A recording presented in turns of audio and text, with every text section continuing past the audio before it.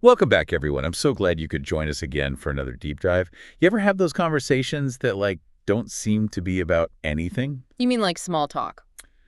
Yeah, kind of. Yeah. Like those long chats with a friend or partner, where hours just fly by, but you didn't really talk about anything specific. Ah, I see what you mean. It's like you're both just riffing off each other and it feels meaningful, even though there's like no real agenda. Right. Like, how does that even work? Yeah. I mean, it feels important for relationships, but, how do people actually do it? Well, luckily for us, there's a whole Reddit thread dedicated to this very mystery. Ooh, fun. What are people saying? Well, the original poster is like seriously baffled by friends who can chat for hours about nothing. Like they're genuinely asking for examples of these mysterious nothing topics. Uh-huh. I love it. Yeah. It's so relatable. Okay, but what about the replies? Are people actually giving examples, or are they just as confused? It's actually a mix of both. Some people are like, oh, yeah, I do that all the time. And then others are like, wait, how do you even do that? So it's like there's this range of natural ability. Some people just get it, while others are left feeling like they're missing out on some secret conversational code. Exactly. Which I think suggests there are actual skills involved that we can maybe learn and get better at. I like where this is going. But Sure. before we get too deep into that, can I just share this one comment that was super popular? It basically said, the whole secret to these conversations is active listening, like picking up on cues and then just riffing off each other's responses. Oh, yeah, that makes sense. And they even gave this example conversation that starts with something as simple as, ugh, it's been a long day, I'm exhausted. And it just blossoms from there. I'd love to hear it. Okay, so it goes like this. Oh. Person A says, ugh, it's been a long day, I'm exhausted. And person B says, oh no, what happened? And then A's like, work was just crazy busy and then I had to deal with traffic on the way home. And B's all, I hate when that happens. Tell me about it, just empathizing. Okay, I see where this is going. Yeah, right. And then A's like, yeah, and then I got home and realized I was out of coffee. And B's all, no way, that's the worst. You need to treat yourself to something nice tonight. And it just keeps going from there. That's such a good example because it shows how like a totally mundane starting point can turn into this longer conversation. Exactly. It's not just about the words themselves, It's about responding to, the emotions behind them, the unspoken stuff. Yeah, for sure. And what's really important is that it takes two to tango, right? Like both people have to be actively contributing to keep that ball bouncing back and forth. Totally. It makes you think about what kind of conversationalist you are, right? Like, are you good at giving the other person material to work with? Or are you more on the receiving end? That's a good question to ask yourself. Now, even if you're not like a naturally chatty person, the Reddit thread does have some good advice. Oh, yeah. Like what?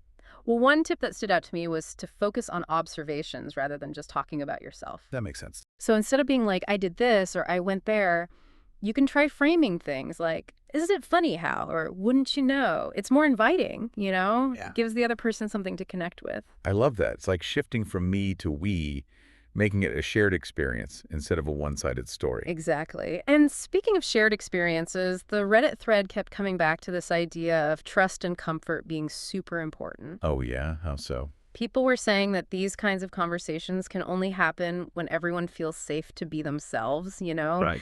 like no judgment or one-upmanship. There was even this great comment about how those things just kill the vibe. Ouch. Yeah, that's so true. It makes you wonder if your conversations are creating that kind of safe space for other people. Right. Like, are you making people feel comfortable enough to open up and just be themselves? I'm definitely going to be thinking about that more now. Yeah. So it seems like these chats aren't just about words. They're about creating this space for connection and relaxation, just enjoying each other's company. Totally. And you know what? That actually leads us perfectly into the articles and this Harvard Business Review video we found. Ooh, tell me more. They go beyond just the how of these conversations and really dive into the purpose of them. Like they totally debunk the myth that small talk is meaningless. I'm intrigued. So what do they say it's about then? Well, the HBR video had this amazing takeaway that I'm totally stealing, aimed to be interested, not interesting. Oh, I love that. So it's not about trying to impress people with how cool or witty you are. It's about genuinely being curious about what they have to say. Exactly. You might be surprised by how much more enjoyable the whole conversation becomes when you shift your focus like that. Okay, that's definitely going on my list of things to try. And speaking of things to try, the HBR video and those articles are full of practical tips for anyone who wants to get better at small talk. Oh, yeah. Like what? Well, one thing they mentioned is paraphrasing what someone said. It shows you're listening. It Okay. gives you time to think of a good response. Oh, that's smart. And it forces you to actually understand what they're saying, not just wait for your turn to speak. Right. And along those same lines, the HBR video also talked about the magic of just saying, tell me more. It's so simple, but so effective. It is. It's basically an invitation to elaborate, Yeah. you know? Like you're genuinely interested in hearing more, and it keeps that conversational flow going. I'm adding that to my toolbox for sure. Oh, and we can't forget about the article about the hairdresser. What did they have to say?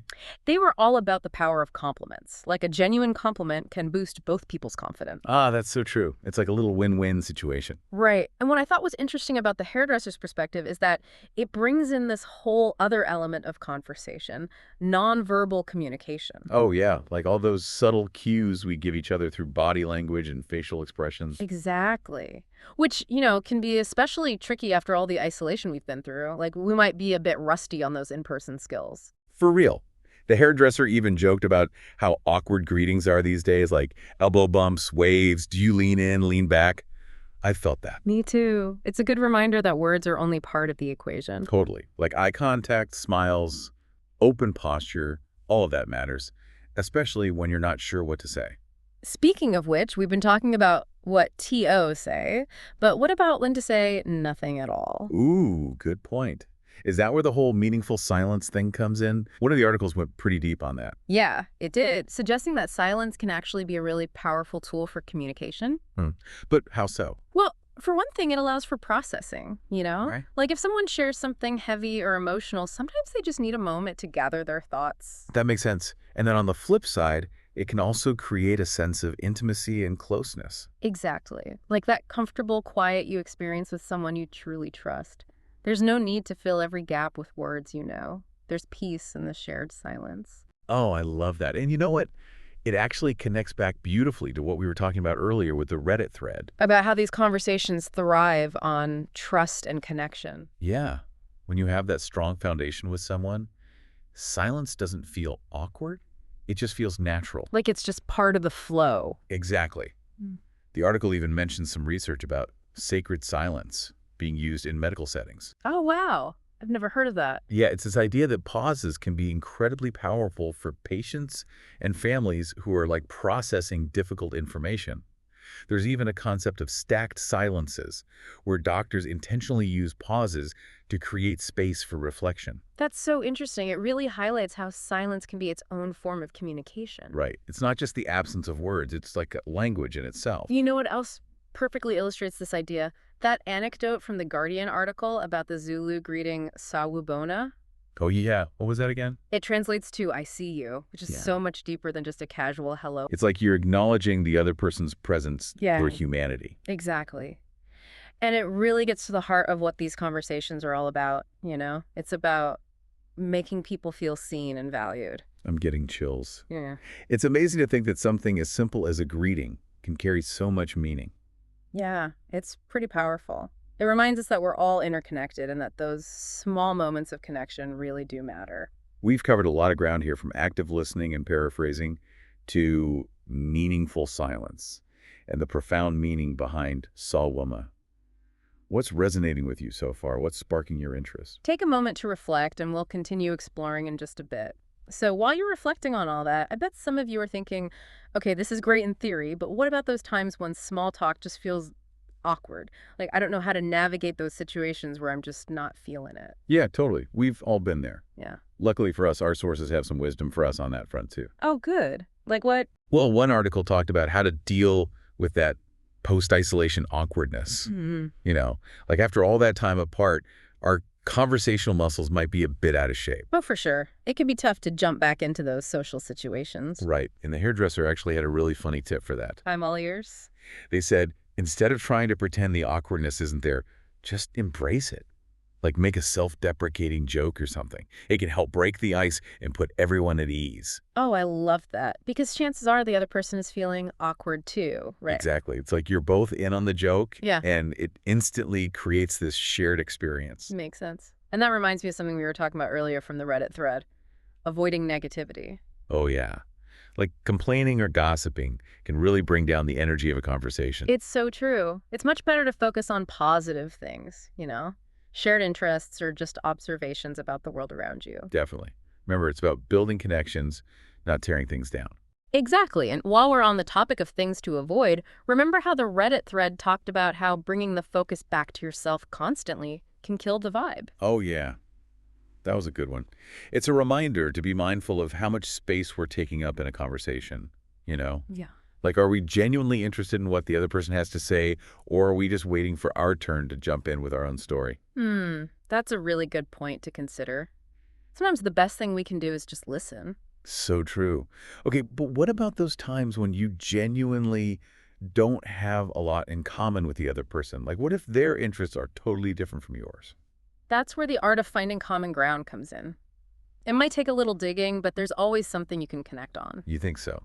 Even with people who seem completely different from us. I really do. It could be a shared experience, or even just a simple observation about something in your surroundings. Like what? Well, the HBR video had some great suggestions for starting conversations in a way that sparks curiosity. Oh, tell me more. They recommend initiating with a context-specific observation, something related to the environment or the situation you're both in. It's much more engaging than a generic, how are you? Okay, I see what you mean. Give me an example. Sure. Instead of saying something like, crazy weather, huh? Which is pretty cliche. You could say, I've never seen so many people wearing red today.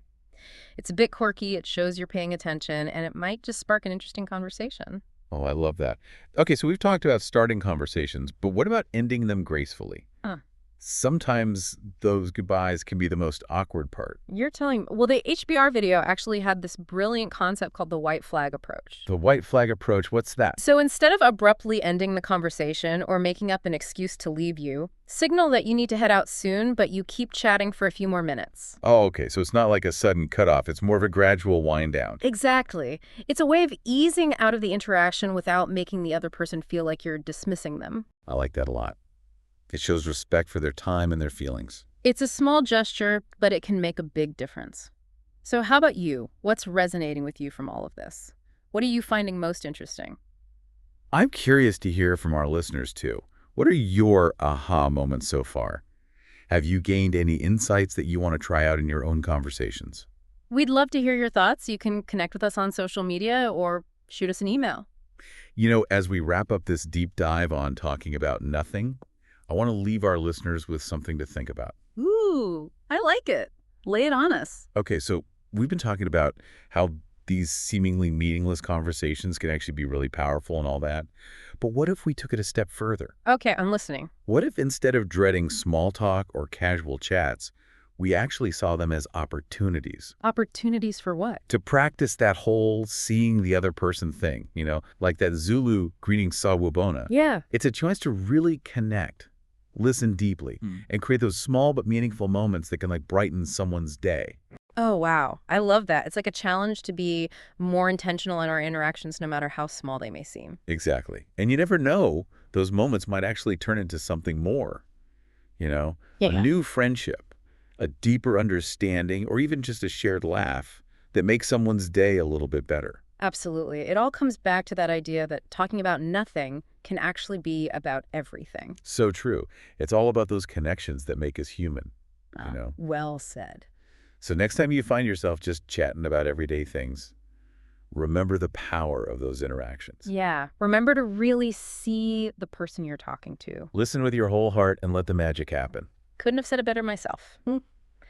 Thanks for joining us on this deep dive, everyone. We hope you learned a thing or two about the art of conversation and how to make those everyday interactions a little bit more meaningful. And we'll see you next time for another exciting deep dive.